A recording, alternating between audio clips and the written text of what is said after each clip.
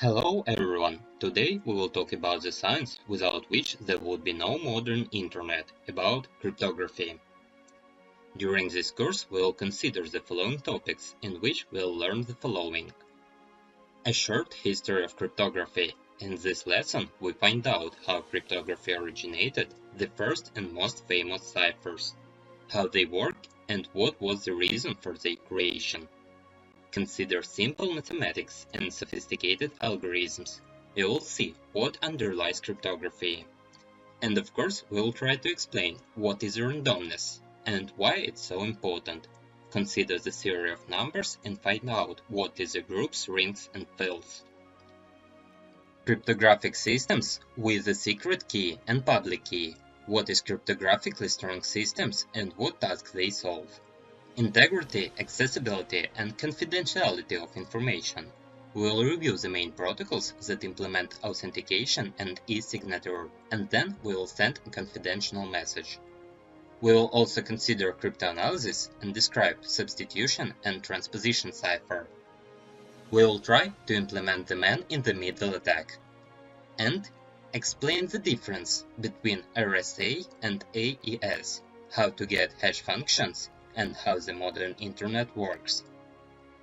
Finally, we will learn how electronic money works and why cryptography is needed there. The main task of this course is to explain complex science in simple terms. This will provide an opportunity to gain basic knowledge and to consolidate existing skills both for beginners and professionals. In these lessons, there is both a theoretical part and a practical one. It gives an opportunity to plunge into the world of cryptographic information protection, without which no modern IT specialist can manage. During this course, you can master the basics and get a good foundation for the practical implementation of acquired skills. It excellently reveals the subtleties without which, for example, it's difficult to understand the basic principles of the cryptocurrency work and how the technology of the blockchain exactly works. Because when you understand the basic of cryptography, you know what exactly are going to deal with. However, for a full understanding, you should continue to study this complex but interesting subject. I will try to explain everything as simply as possible, and I hope that you have a basic knowledge of the relevant disciplines. As you repeat the examples from these lessons, be careful and attentive, you do so at your own risk and responsibility. So, let's rewind the time and see how it was.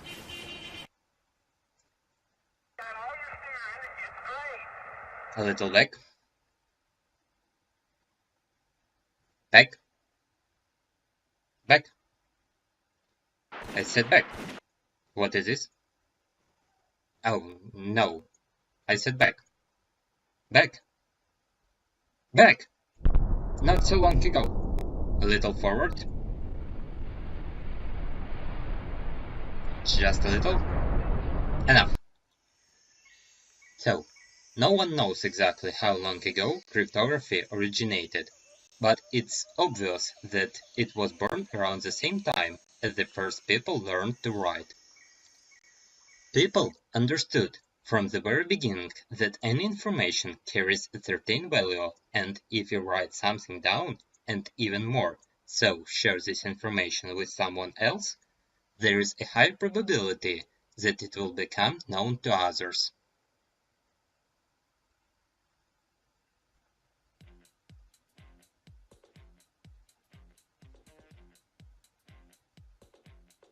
Then people realized that to save the information in safety, it's much more effective to record it in a clear way, only for a narrow circle of people. Evidence of the existence of cryptography has been preserved in the most ancient texts and manuscripts. So one of the well-known facts says that in Mesopotamia, the maker of the glaze for pottery used rare designations, skipped letters and replaced them with signs and numbers to hide his secret and write it on a clay tablet. So what is cryptography?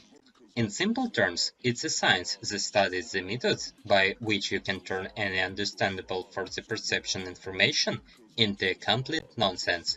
which person refused to perceive, and all this thanks to some operations, encryption functions. To make the reverse conversion and read the information, you need to know the secret parameter, the key. This is exactly what is guarding your secret. This is how the science of cryptography was born. In the future, it allowed to preserve not only the confidentiality but also the integrity of the data and its authenticity, but all step by step. Many facts indicate that the cryptography report should be conducted from ancient Egypt, when about 4,000 years ago the ancient Egyptians used special characters. But there are also opinions that cryptography originates with rock paintings. However, let's return to the more modern and confirmed facts. Cryptography, or rather the original style of writing in ancient Egypt, was not only a way to protect information, but sometimes to show their superiority among those who also know how to write. Writers sometimes just wanted to draw attention to their work through original recording methods. However, this is only one of the statements. A little later, the Jewish people began to use their encryption method. It was called adbash. The idea is simple: you need to take your alphabet and turn it backwards. Thus, to encrypt the text, simply take those letters that correspond to the inverted alphabet.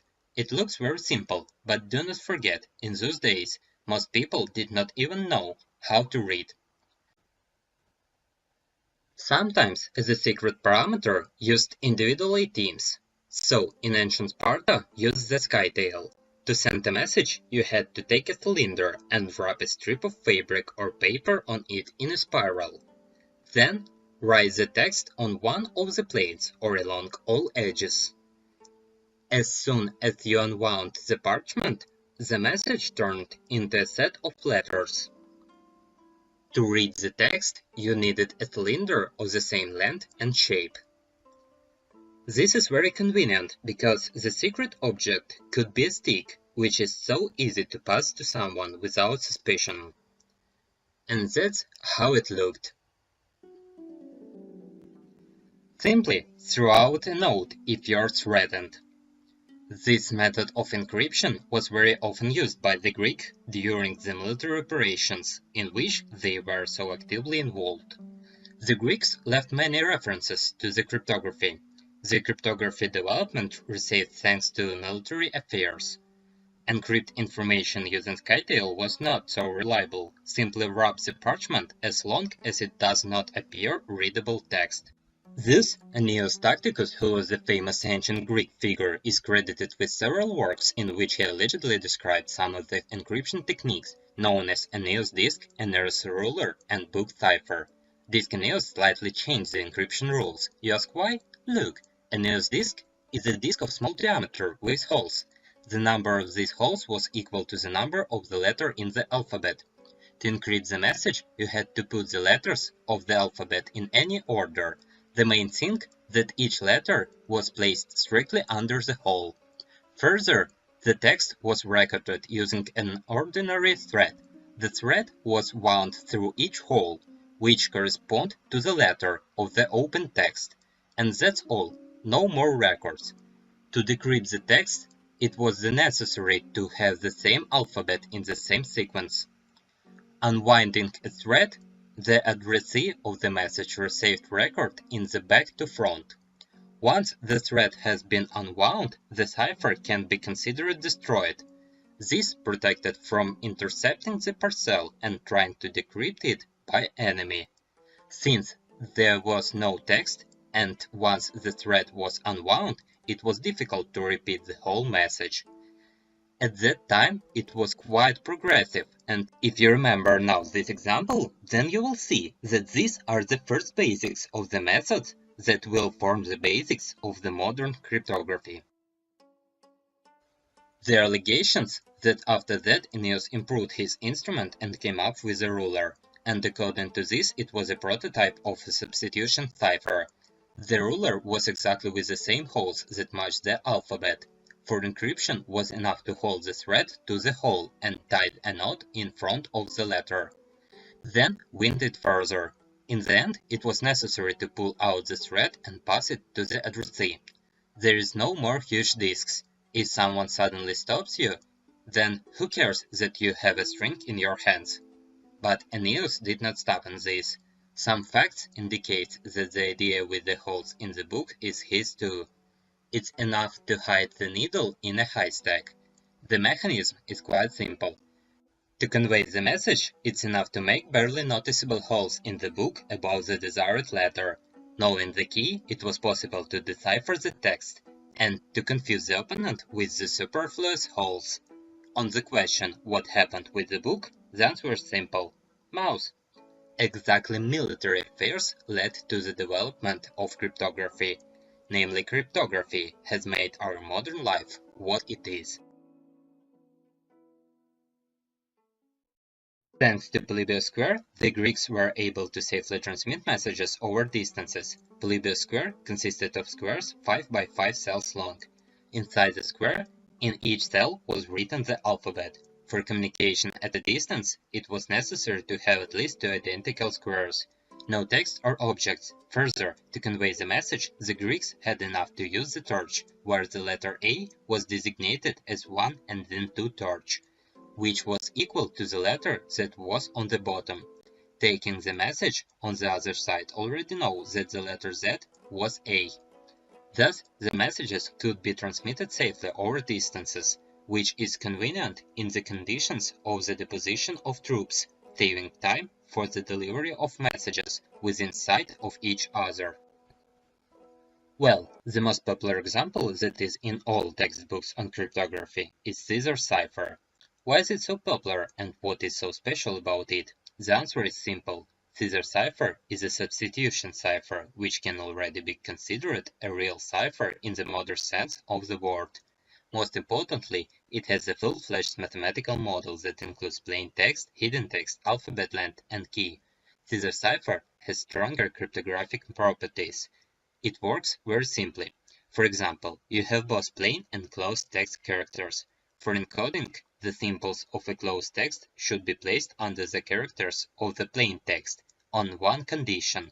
Closed symbol of the text must be placed with the shift. The shift corresponds to the size of the secret key. Shifted letters are transferred to the beginning of the alphabet. Then our message will come out like this.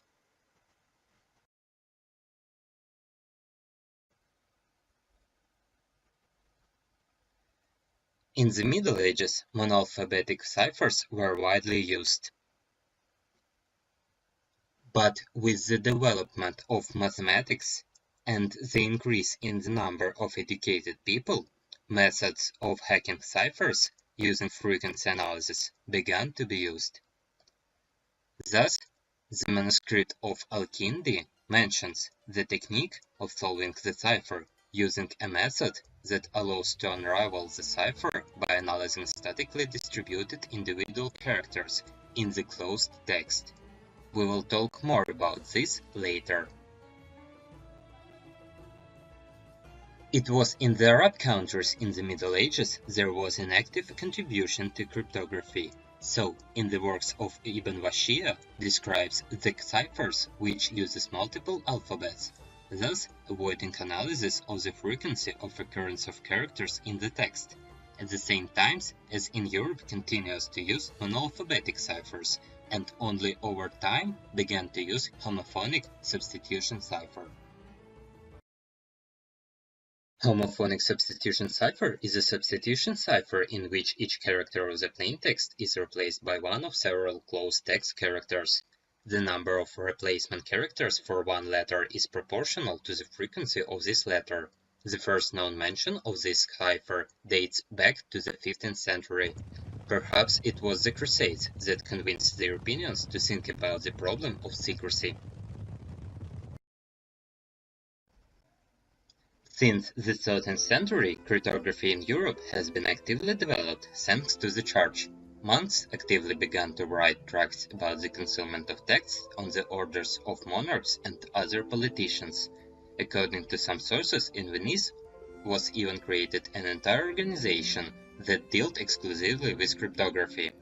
In the year 1466, Leon Battista Alberti suggested the use of a few alphabets when encrypting text, switching between them by any rule.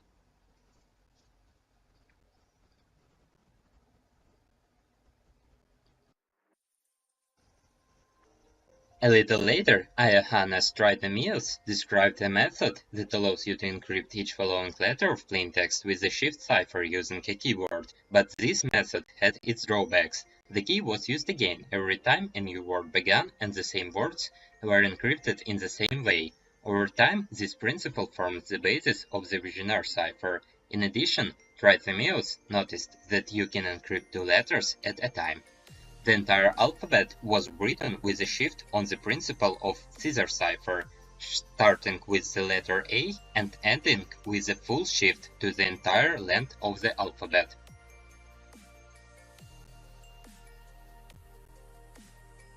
Another way which he succeeded was to write the keyword at the beginning of the alphabet table. Then the alphabet filled in order with the skipping of letters from the keyword.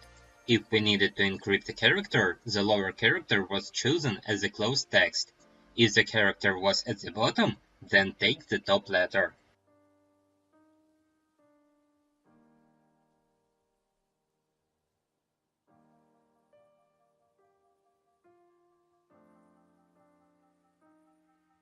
The next really interesting method of cryptography can be considered the invention of the Italian mathematician Girolamo Cardano. The Cardano grill was a geometric cipher, simple square sheet of parchment with holes in certain places. The letter was written in clear form and at the first glance did not contain any secret information, but as soon as the grid was superimposed on top, it was possible to read the hidden message. It was almost impossible to decipher such a message at that time without a key lattice. And now question, who was the first to suggest a binary way to encode the alphabet? Relax, it was Francis Bacon, in 1580. Yes, that's at a time when computers were not yet known. He proposed to use the replacement of letters by combinations of signs A and B, which essentially corresponds to 0 and 1 in the modern computer. But anyway, the other famous cipher is considered to be the Vigenère cipher. He improved the idea of Trithemius and changed the system of selecting a specific replacement cipher for each letter. That's how it works. We have the plain text and the key. Each letter of the key should be put strictly under each letter of the plain text. If the keyword is over, we start over until we cover the whole text. Now combine the letter of plain text with the letter of the key. The letter of the plain text C, combine it with the letter of the key H and get J. Next, open letter R with key letter E, and we get V. Y and L equal to J. To decipher the text, you need to do the opposite. Letter of ciphertext combine it with the letter of the key and draw a line to the open letter. Looking for the letter C on the key line R and get L. Y and Y equal to A. Why it's so famous? If the length of the random key is equal to the length of the plain text, then the Vigenère cipher is cryptographically strong, which was mathematically proven in Shannon's writings already in the 20th century. But in another technique, Vigenère used the result of encryption to select the next key. This principle will be used later when developing the test cipher in 1970. As you can see, it was the ancient achievement that gave a leap to the development of modern science. But with the time, the Vigenère cipher was correct. It's important to understand that any cipher will be sooner or later be broken, and its place will be taken by a new, more stable one. So, it happened historically. And so it will be with modern ciphers as soon as we have free access to quantum computers with the right capacity. But do not scare so early, your secrets are safe. Maybe.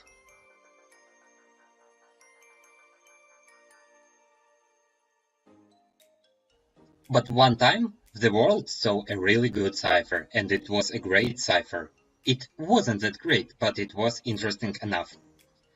The cipher consisted of 587 numbers. A large part of the numbers signified the syllables. Some numbers were drops and could even delete the previous number, which was a great hindrance to frequency analysis. It was a good idea in its time.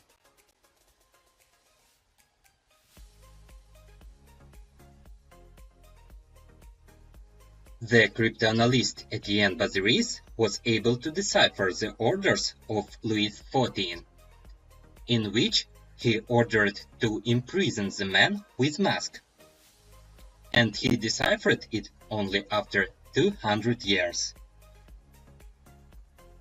With the abolition of the cipher in the French army, most of the archives has become unreadable.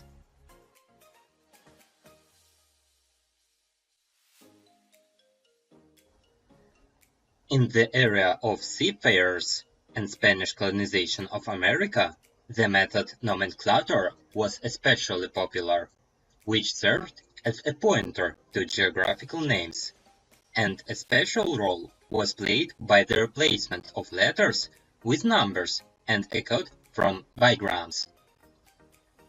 I hope you are not tired yet, because only the first quarter of the 17th century is ahead.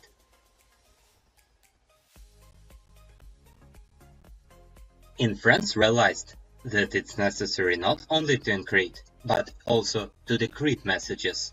Most of the nobles were educated and possessed the art of cryptography, and most importantly, they used it constantly when communicating with like-minded people. Thus, it was possible to build conspiracies. It is also possible that letters can send spies, in which they can transmit very valuable data. Therefore, cabinet noirs were created at post offices. A team of the best cryptographers secretly read all the letters and analyze them for ciphers. Also, cabinet noirs actively participated in deciphering enemy messages intercepted on the field of military operations. Thanks to this, the basic principle of creating ciphers gradually begins to form. Antoine Rossignol produces a doctrine in which he describes that the strength of a cipher should be determined by type of encrypted information. For example, for the duration of military operations, the durability of the cipher was considered sufficient if the intercepted message was not deciphered before the execution of the command. With time, a similar practice was picked up by other countries. At the same time, in the British colonies, the interception and decryption of messages was carried out by ordinary employees. Perhaps that's why James Lowell was able to decipher many British messages during the War for Independence of the United States. Exactly, the USA gave the opportunity to originate open cryptography. But this process was quite long. U.S. Army General Benedict Arnold used a book cipher, a method that repeats the principle of the News book cipher, but with one difference. The cipher was to specify the position of the word in the book, including the page, line, and next line number. Already in the 1790s, the future U.S. President Thomas Jefferson built one of the first mechanical rotary machines that simplified the use of polyalphabetic ciphers. Later, released more and more new mechanisms, but it was just a reinvention of the bike. In fact, the new devices differed little from the same devices which were already with the ancient Greeks. The invention of the telegraph gave a real leap in cryptography. The data transmission was no longer in secrecy, and the message could be intercepted by anyone. Interest in cryptography has grown inside the population in general. There are many individual encryption systems. Alongside this, the possibility of cryptanalysis are growing. Charles Wheatstone described and Leon Playfair achieved the use of a new military cipher by the British Armed Forces that used the replacement of bigrams, and it was called the Playfair cipher, which was used until the Second World War. It's also a table that consists of a keyword. Then it filled in taking into account the omission of letters from the keyword. Then you can split the word into two letters. If the letters repeat, then you separate them too, so that they are paired with another letter. In case of a single letter, you can add X.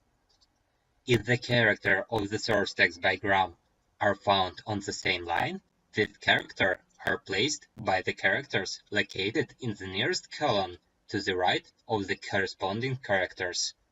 If the character is the last character in the line, it's replaced by the first character of the same line. If the source text background characters occur in the same column, they are converted to the same column characters directly below them. If the character is the bottom character in the column, it's replaced by the first character of the same column. And if the character of the source text bigram are in different columns and different rows, they are replaced with characters that are in the same rows but correspond to other corners of the rectangle. Cipher provides encryption for pairs of characters, bigrams, razors, and single symbols as a substitution cipher in more complex systems of encryption, such like Vigenère. Thus, the Pfeiffer cipher is more resistant to hacking compared to the simple replacement cipher, as its frequency analysis becomes more complicated. It can be carried out, but not for 26 possible characters. For Latin alphabet, you should do it for 676 possible bigrams, and is much more time-consuming and requires more encrypted text. And finally, we are smoothly approaching mathematical cryptography. New articles are being actively published that systematize the experience gained for many thousands of years. New requirements appear for ciphers, though not entirely successful but requirements. Here are some of them. They belong to August Kirchhoff. The cipher should be physically, if not mathematically, unconcealed. The system should not require secrecy in case it falls into the hands of the enemy. The key should be simple, stored in memory without writing on paper, as well as easy to change at the request of correspondents. The encrypted text should be easily transmitted by telegraph. The encryption device must be easily portable and must not require the assistance of multiple persons. The encryption device should be relatively easy to use, not require significant mental effort or a lot of rules. This principle took their place in history, and the second principle remains to this day. In 1918, American cryptographer William Friedman introduced terms cryptology and cryptanalysis. After the First World War, the government understands how important it is to have good encryption devices at hand. In most countries, there are new departments, modern analogues of Cabinet Noir. Cryptanalysts with knowledge of the language of a potential enemy are actively hired to use the methods of static analysis. The most important contributions of these years is the understanding that a mathematical approach to the design of reliable crypto systems is needed. This is how the Enigma came into the world, which was so actively used during the Second World War. But as I said, the cipher remains reliable for only a while, and Enigma was no exception. This is how Enigma worked. It had 3 compartments to accommodate a certain number of rotors and an additional compartment to accommodate the reflector. Each rotor had 26 sections, which corresponded to a single letter of the alphabet, as well as 26 contacts for interactions with adjacent rotors. As soon as the operator clicked on the desired letter, the electrical circuit was closed, resulting in an encrypted letter.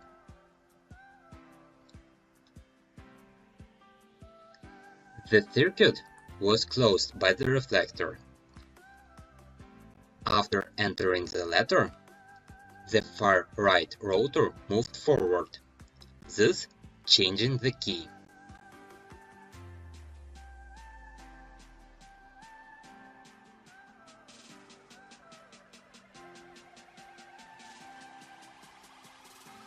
So, how was one letter replaced by another?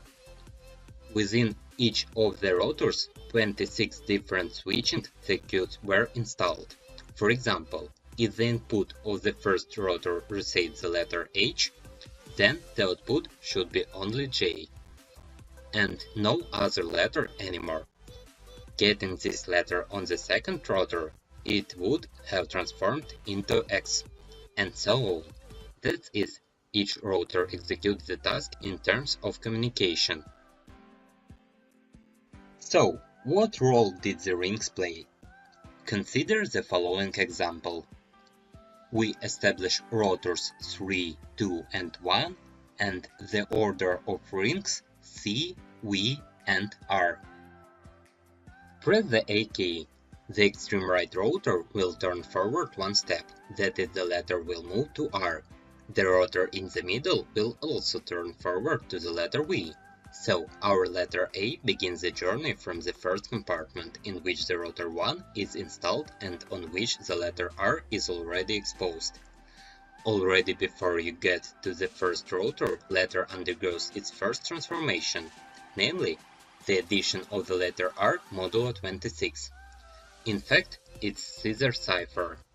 If you number the letter from 0 to 25, the letter A will be just the same 0. So, the result of addition is the letter R. Next, we know that in the first compartment of the rotor 1 and in its design lies that the letter R always goes into U. Now, turn to the second compartment with the rotor 2. Again, before getting to the second rotor, now the letter U is changed by a slightly different algorithm. It's added to the difference between the values of the subsequent rotor and the previous one. I will explain. On the second rotor, we expect the letter V, and on the previous one, R. Their difference is 4 letters, and they are added to our letter U. Therefore, the second rotor receives the letter Y. Further, on the table, we find that in the second rotor, the letter Y corresponds to O. Then, again, look at the difference of the letter C and V. It's 7. So, we shift the letter O by 7 positions and get V. In the rotor 3, V goes to M. Before you get to the reflector, our letter is subtracted from the letter C, transforming it into the letter K. Further, there is a reflection. If you notice, then each rotor forms large cyclic groups, for example, AE, LT, PH, QX, RU. And in the reflector, they are divided into pairs AY, PR, CU, and so on. This is done in order to then it was possible to decipher. Suppose that a reflector B is Z, in which K is replaced by N, and vice versa. Halfway through, now we add the value of the letter C again, thus obtaining the letter P. Here, on the contrary, in the line of the third rotor, we find P, and look at, when you press what letter it would appear. It's H. The conversion in the third rotor is complete. Now, the difference between the letter C and V, that is 7, is subtracted from this letter. Get the letter A. In the second rotor, it passes into itself, so we leave it unchanged. Next, subtract the difference between the letters V and R. That is 4, and get the letter W. In the first rotor, its back transformation is displayed in the letter N. It remains only to subtract from it the letter R and get the desired letter W. As you can see, the algorithm of the machine was not as difficult as it seemed. To improve that cipher, Germans introduced a switching panel that allowed to swap letters in pairs. In fact, the ciphers, which were more than 2000 years old, were used not so long ago, just changed the device that allowed them to be used. But Enigma wasn't such a legendary encryption machine. There were many. For example, the Germans began to use Lorentz machine in 1940. It used the Vernam cipher. And the Vernam cipher was developed by AT&T employee Gilbert Vernam in 1917 and was first used in the transmission of messages through the telegraph. And this at a time when people still sent pigeons. This is a kind of cryptosystem with one-time notepad. And you know what? This is an early example of a logical exclusive OR. This system indicates that for absolute cryptographically strong cipher, a key must have three critical properties. Have a random uniform distribution, where k is the key and n is the number of binary characters in the key. Next, match the size of the specified plain text. And the last one, used only once. However, even for this monster, a reliable random sequence generator was required that would be synchronized on the transmitting and receiving side. If the cryptanalyst can predict the next number to be issued by the generator, he will be able to decipher the text. Now, I see that you're a bit tired, so let's go ahead with it. It's important to note that after Second World War, virtually all cryptography became a secret. Funny, isn't it? Many governments have realized how important the science of secrets is and how important to reserve the right for secrecy. Therefore, open cryptography has long slept until one beautiful day. In the late 60s, David Kahn released the book The Code Breakers. This book was quite a few innovations, but it described the result that cryptography had achieved by that time. The book was quite a notable success, and many students began to spend time in libraries, discovering new knowledge, but most importantly, when the first computers appeared, this knowledge became very popular. With the advent of computers and even more modern tools of communication, then it's still a little like the modern internet. As with the invention of the telegraph, everyone realized that we can do without cryptography. All existing cryptography was classified because it had a special value and exclusive right to use by the military and the government. But in the civil sphere there was a lot of other information, for which it was also necessary to ensure security, for example, in bank transfers. There were many examples that required the government to provide an open standard by which everyone could provide uniform security requirements for non-critical information. And guess what? Yes, the US government was the first in the world to announce a competition to find a single encryption standard for non-critical information. It was then that IBM Corporation in 1973 sent to the competition the development of its own employee Horst Feistel, codenamed Lucifer. But then, none of the ciphers met the requirements put forward for the contest, and the cipher was sent for revision. It's important to note that the first version of the cipher worked with 128-bit blocks and keys, for which the government asked to simplify the work of the cipher. On this occasion, there are many opinions. Some say that the NCA wanted to easily break the new cipher and have access to absolutely any information that was encrypted using the new standard. Well, some just say that otherwise, it would take much more time to encrypt and decrypt information, which would greatly affect the performance given the possibility of technology of that time.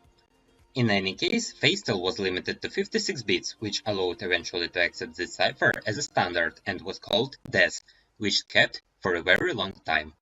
But really interesting things happened with the advent of asymmetric encryption algorithm.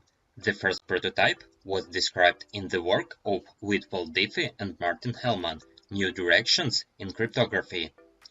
This work that gave impetus and described the principle of implementing public and private key ciphers. Thanks to this, the internet is now what it is. With the advent of this book, there are many people involved in cryptography. Now let's look at how DES works. For encryption, DES takes 64-bit plain text and generates 64-bit ciphertext, and vice versa. Receiving 64 bits of ciphertext, it produces 64 bits of decrypted text. In both cases, the same 56-bit key is used for encryption and decryption. In this case, the key must be securely shared between two participants in advance. First, we introduce 64-bit blocks of the plain text. They fall into the initial permutation block. It's called transposition. Here, these blocks are rearranged as indicated in this table. In other words, the 58th bit at the input of the initial permutation moves to the first position of the output of it. According to the table, the first 3 bits of the resulting block of the transposition after the initial permutation are bits 58, 50, 42 of the input block T, and its last 3 bits are bits 23, 15, 7 of the input block. Next, the text together with the 56-bit key falls into the Feistel cipher, where they are mixed together for 16 rounds. In each round, the work takes place with 48 bits of blocks. K sub I keys are obtained from the initial K key in this way. 64-bit equal 8 bytes or 8 characters in ASCII. 8 bits in positions 8, 16, 24, 32, 40, 48, 56, 64 are added to the K key so that each byte contains an odd numbers of units. This is used to detect errors in key exchange and storage. Then do a permutation for the extended key, except for the added bits 8, 16, 24, 32, 40, 48, 56, and 64. This permutation is defined by 2 blocks, C sub 0 and D sub 0, of 28 bits each. The first 3 bits of C sub 0 are bits 57, 49, and 41 of the extended key, and the first 3 bits of D sub 0 are bits 63, 55, and 47 of the extended key. C sub I and D sub I, where I equal from 1 to 16, are obtained from C sub I minus 1 and D sub I minus 1 by 1 or 2 left cyclic shift according to the table 2.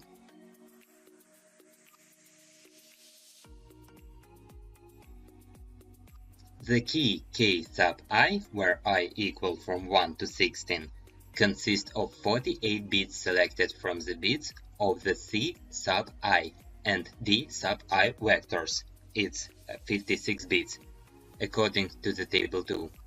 The first and second bits of K sub I are bits 14, 17 of the C sub I and D sub I vector.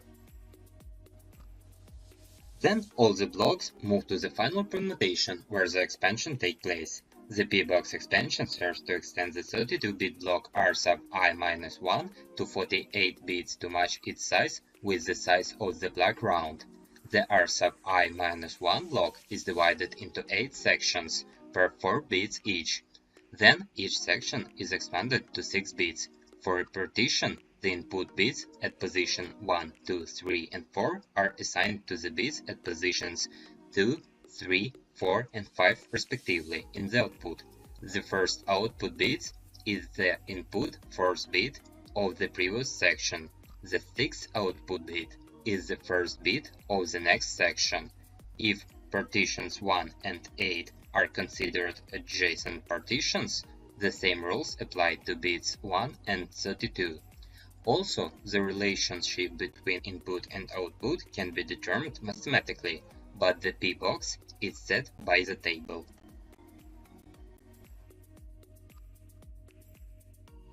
And at the end, there is a final permutation, where after all rounds using the Feistel cipher, the blocks move again according to the table. At the exit, we have the encrypted text. During the Feistel cipher rounds after the expansion, DES uses the exclusive OR operation on the extended part of the right half block, R sub I minus 1, and the key of the round K sub I, after summing up with the key bits, the block of 48 bits is divided into 8 consecutive 6-bit vectors from B sub 1 to B sub 8, each of which is replaced by a 4-bit vector B derivative sub j, using S boxes. First vector B sub 1 falls into the box S sub 1, second vector B sub 2 in the box S sub 2, The S-box is a table of 4 rows and 16 columns. To find the vector cipher values in the S-box, it's necessary from the first and last bits of the vector to form a binary number. Transfer it to the decimal system. Then will be line number I equal from 0 to 3. Next, from the second, third, first, and fifth bits of the vector to form also a binary number. Then translate it into decimal system. Then will be the column number I in this case equal from 0 to 15. The number in the S-box at the intersection of the M row and I column will be the cipher value B derivative j of the B sub j vector. Then the cipher designation B derivative j transfer in the binary system.